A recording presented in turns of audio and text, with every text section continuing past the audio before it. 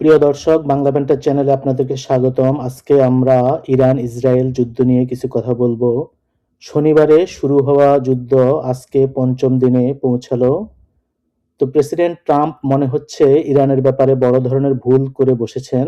Iran যে Venezuela নয় বরং আফগানিস্তানের মতো সেটা ধীরে ধীরে টের পাচ্ছেন এবং সামনের দিকে পেতে থাকবেন। ইরানিদের সাথে আফগানদের মিল বেশি, ধর্মীয়, কালচারাল, ভূ-প্রকৃতিগতভাবে ইরান আর আফগানিস্তানের সাদৃশ্য অনেক বেশি। রাজনৈতিক দিক থেকেও ইরান অনেক বেশি অর্গানাইজড। ভেনেজুয়েলার মতো শুধু টপ লিডারকে অপসারণ করে ইরানের সরকার পরিবর্তন করা যাবে না। ইরানের মজলিসে খামেনির মতো আরো 290 জন প্রতিনিধি রয়েছেন। এছাড়া হামলা করে খামেনি সহ উপরের দিকের নেতাদের সরিয়ে ফেলা হতে পারে, সেজন্য ইরান প্রস্তুতি নিয়ে রেখেছিল। ফলে শুধু খামেনি বা কিছু সামরিক কর্মকর্তাকে মেরে ইরানের রেজিম চেঞ্জ করা যাবে না। তো ইসরায়েল সাবাত ভঙ্গ করে শনিবারে ইরানে হামলা করেছে। সাবাতের কথা কোরআনে কয়েকবার উল্লেখ আছে, কিন্তু মুসলমানদের পবিত্র দিন শুক্রবারের কথা মাত্র একবার উল্লেখ আছে। ইরান ভেবেছিল শনিবারে কোনোভাবেই আক্রমণ করা হবে না, কারণ ইহুদিরা সাবাতের দিনে রেস্ট নেয়, কোনো কাজ করে না। কিন্তু যুদ্ধ এবং প্রেমে সবকিছুই বৈধ। All's fair in love and war. বাইবেলের ঈশ্বর 6 দিন ধরে দুনিয়া সৃষ্টি করে সপ্তম দিনে বিশ্রাম নিয়েছিলেন। মানুষের জন্য সেই বিধান। নতুন বাইবেলেও সাবাথের কথা বলা হয়েছে। The Sabbath was made for man and not man for the Sabbath, mark 2:27। ফলে সাবাথ খ্রিস্টানদের জন্য পালনীয়।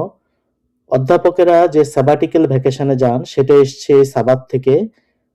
তাই দেখা যাচ্ছে যে খ্রিস্টান ট্রাম্পও সাবাথ মানেননি, যে কারণে খামেনিকে হত্যা করা সহজ হয়েছিল।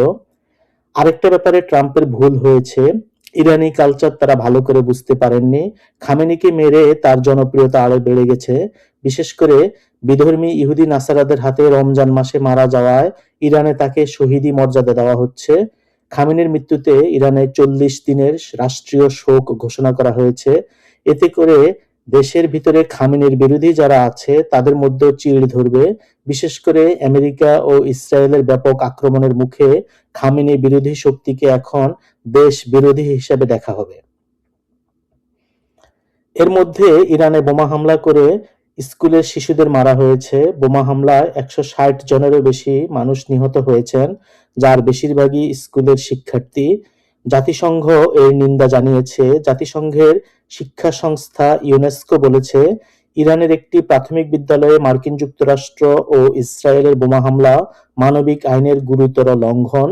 জাতিসংঘের লিপ সার্ভিস হলেও আন্তর্জাতিকভাবে ইরানের স্কুল শিশু হত্যার জন্য প্রতিবাদ হয়েছে। তো ইরান এখন নতুন নেতা নির্বাচন করবে। খামেনির ছেলেকে সুপ্রিম লিডার হিসেবে মনোনীত করার কথা উঠেছিল, কিন্তু ইরানে পরিবার প্রথার বিরুদ্ধে আইন থাকায় তাদের নতুন করে সুপ্রিম লিডার নির্বাচন করতে হবে। এর মধ্যে কেন্দ্রীয় নেতৃত্ব ছাড়াই সেনাবাহিনী তাদের কাজ চালিয়ে যাচ্ছে। ইরান এখন প্রতিশোধ স্পৃহার মধ্যে আছে। তারা যুদ্ধকে পুরো মধ্যপ্রাচ্যে ছড়িয়ে দিতে চায়। সেজন্য সৌদি আরব, বাহরাইন, কাতার, আরব আমিরাত কেউই তাদের আক্রমণ থেকে বাদ পড়ছে না। সৌদি এবং কাতারে মার্কিন দূতাবাসে আক্রমণ করা হয়েছে। মধ্যপ্রাচ্যে মার্কিন ব্যয়বহুল প্রতিরক্ষা কোনো কাজে আসছে না। ইরানের স্বল্প খরচে বানানো ড্রোন দিয়ে সেসব প্রতিরক্ষাকে পাশ কাটিয়ে লক্ষ্যবস্তুতে আক্রমণ শানাতে পারছে। মধ্যপ্রাচ্য থেকে আমেরিকান নাগরিকদের সরিয়ে নেওয়া হচ্ছে। আমিরাতের বিলাসবহুল সবচেয়ে দামি টাওয়ার বুর্জ আল আরব আক্রমণ হয়েছে। পাম জুমেরা নামে খ্যাত বড় লোকদের আবাসিক এলাকাতেও আক্রমণ হয়েছে। সৌদি আরবের তেল খনিতে আক্রমণ হয়েছে। যদিও ইরান দাবি করছে যে তারা এই আক্রমণ করেনি, ইসরায়েল করতে পারে। সেক্ষেত্রে ভবিষ্যতে সৌদি আরবকে আব্রাহাম অ্যাকর্ড নিয়ে চিন্তা করতে হবে। মোট কথা, ইরান এখন কোনো আলোচনার মুডে নেই। আমেরিকা তাদের সাথে আলাপ করতে চাইলেও তারা এখন প্রতিশোধ নেয়াতে ব্যস্ত। আমেরিকা, ইসরায়েল ও ইরানে নতুন করে হামলা চালাচ্ছে। ইসরায়েল একই সাথে লেবাননে হামাস টার্গেটে হামলা করতেছে। ফলে যুদ্ধ এখন পুরো মধ্যপ্রাচ্যে ছড়িয়ে গেছে। এর থেকে পিছু হটার উপায় নেই। ট্রাম্প প্রথমে ভেবেছিল যে অল্প সময়ে যুদ্ধ শেষ হয়ে যাবে, পরে বলেছেন 4 থেকে 5 সপ্তাহ লাগবে। কিন্তু এখনকার পরিস্থিতি বলছে যে এটা আরো দীর্ঘস্থায়ী হতে পারে। ইরানের এখনো 2000-এর মতো মিসাইল আছে। তাদের সব মিলিয়ে 15 লাখের মতো সৈন্য আছে। ট্রাম্প এখনো কংগ্রেস থেকে অনুমতি পায়নি। ইরানে গ্রাউন্ড অপারেশন চালাতে হলে সেটা লাগবে। এর সাথে খরচের ব্যাপারটাও আছে। এখন পর্যন্ত কয়েক বিলিয়ন ডলার খরচ হয়ে গেছে। এদিকে আমেরিকাতে জনমত যুদ্ধের বিরুদ্ধে। মাত্র 25% মানুষ ট্রাম্পের এই যুদ্ধের পক্ষে। ট্রাম্পের যে মাগা সমর্থক, যাদেরকে বলা হয় মেক আমেরিকা গ্রেট অ্যাগেন সমর্থক, তারাও যুদ্ধের বিপক্ষে। তারা আমেরিকা ফার্স্ট নীতি এবং কোনো আন্তর্জাতিক যুদ্ধে জড়াবে না, এই মর্মে ট্রাম্পের সমর্থক ছিল। এখন দেখা যাচ্ছে ইসরায়েল ফার্স্ট এবং মার্কিন পররাষ্ট্রনীতি কি ইসরায়েল চালাচ্ছে কিনা এসব নিয়ে মানুষ প্রশ্ন তুলছে। নেতানিয়াহু ট্রাম্পকে ধন্যবাদ জানিয়েছে, কারণ গত 40 বছর ধরে সে এই কাজ করতে চেয়েছিল কিন্তু পারেনি। এখন তার বন্ধু ট্রাম্প তার কথায় রাজি হয়েছে। এদিকে পররাষ্ট্র সচিব মার্কো রুবিওর মন্তব্যে অনেকে প্রতিক্রিয়া জানিয়েছেন। রুবিও বলেছেন, ইসরায়েল ইরানে হামলার পরিকল্পনা করেছিল, যা মার্কিন বাহিনীকে বিপদে ফেলতে পারত। এই ঝুঁকির কারণেই যুক্তরাষ্ট্র আগেভাগে প্রিএম্পটিভ হামলায় অংশ নেয়। আবার মার্কিন উদ্দেশ্য কি সেটা নিয়েও নানা বক্তব্য শোনা যায়। রেজিম চেঞ্জ, নাকি মিসাইল ধ্বংস, না পারমাণবিক শক্তি ধ্বংস করা, এই নিয়ে Trump, vice president JD Vance এবং পররাষ্ট্র সচিব মার্কো রুবিও ভিন্ন ভিন্ন বক্তব্য দেন। পরে অবশ্য রুবিও বলেন, সবই ঠিক আছে, কিছু স্বল্পমেয়াদী টার্গেট আর কিছু দীর্ঘমেয়াদী টার্গেট। এদিকে ইরান হরমুজ প্রণালী বন্ধ করে দেয়ায় আন্তর্জাতিক বাজারে জ্বালানি তেলের দাম বেড়ে যাচ্ছে। কিছুদিনের মধ্যে জ্বালানি তেল প্রতি ব্যারেলে $100 পৌঁছাতে পারে। ইউরোপে গ্যাসের দাম বেড়ে গেছে।